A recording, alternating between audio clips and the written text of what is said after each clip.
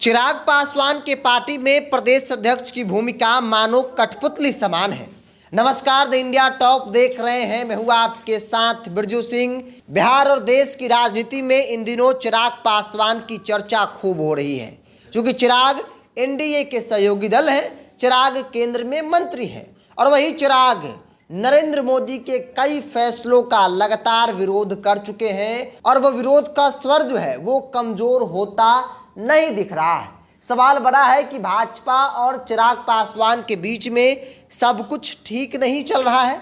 सवाल यह भी है कि क्या चिराग पासवान भारतीय जनता पार्टी को छोड़ एनडीए से बाहर होने का बहाना ढूंढ रहे हैं। लेकिन इन सब चर्चाओं के बीच एक चर्चा प्रदेश अध्यक्ष राजू तिवारी को लेकर भी हो रही है, क्योंकि जो काम कभी राजू तिवारी किया करते थे, अब वो सारा काम पार्टी के सांसद और चिराग पासवान के जीजा अरुण भारती करते नजर आ रहे हैं। खबर है कि लोकसभा चुनाव के वक्त चिराग पासवान के सामने राजू तिवारी ने बहुत ही स्पष्ट शब्दों में कहा था कि मेरी इच्छा है कि हम भी लोकसभा का चुनाव लड़ें। अगर आप चाहेंगे तो हम चुनाव लड़ेंगे और जीतेंगे भी।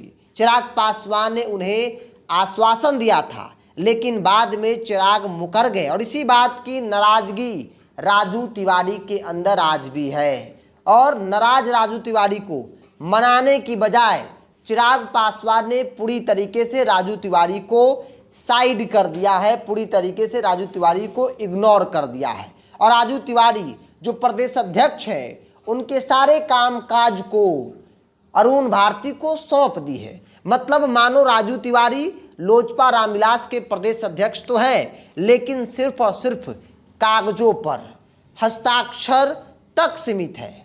राजू तिवारी चाह कर भी कुछ नहीं कर पा रहे हैं। और इस बात को समझना है तो 2-3-4 घटनाक्रम को भी आप देख लीजिए। याद कीजिए वो दिन जब मुजफ्फरपुर या फिर उससे पहले दूसरे तीसरे जगहों पर जब घटनाएं घटी और वहां पर चिराग पासवान की पार्टी की तरफ से एक कमेटी का गठन किया गया, जिस कमेटी का नेतृत्व जो है वो अरुण भारती कर रहे थे।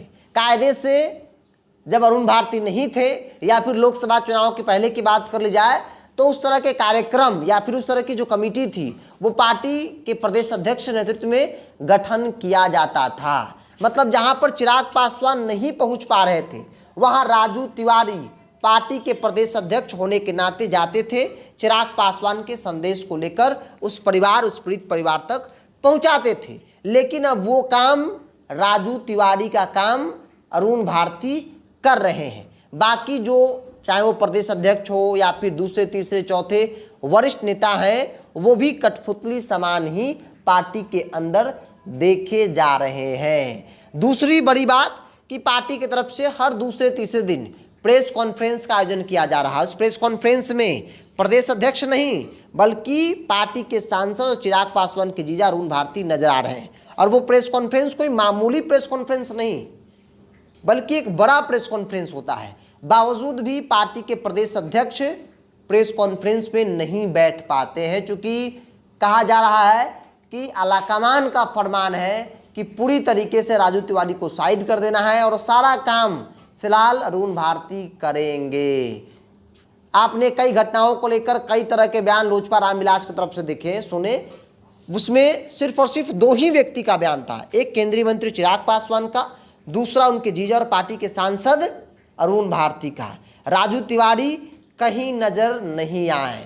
कई घटनाक्रम हुए, कई बड़े बड़े मुद्दे आए, लेकिन पार्टी की तरफ से प्रेस कॉन्फ्रेंस तो हुआ, बयान तो जारी किया गया, लेकिन वो बयान राजू तिवारी प्रदेश अध्यक्ष का नहीं था, वो बयान था अरुण भारती का। और इसीलिए सवाल हर तरफ है कि राजू तिवारी को चिराग ने इग्नोर कर दिया है, पूरी तरीके से इग्नोर कर दिया है। मानो पार्टी में प्रदेश अध्यक्ष की भूमिका में तो है, लेकिन कठपुतली समान राजू तिवारी हो गए हैं। और राजू तिवारी भी अब ऊब गए हैं इन सब चीज़ों को देख देख कर।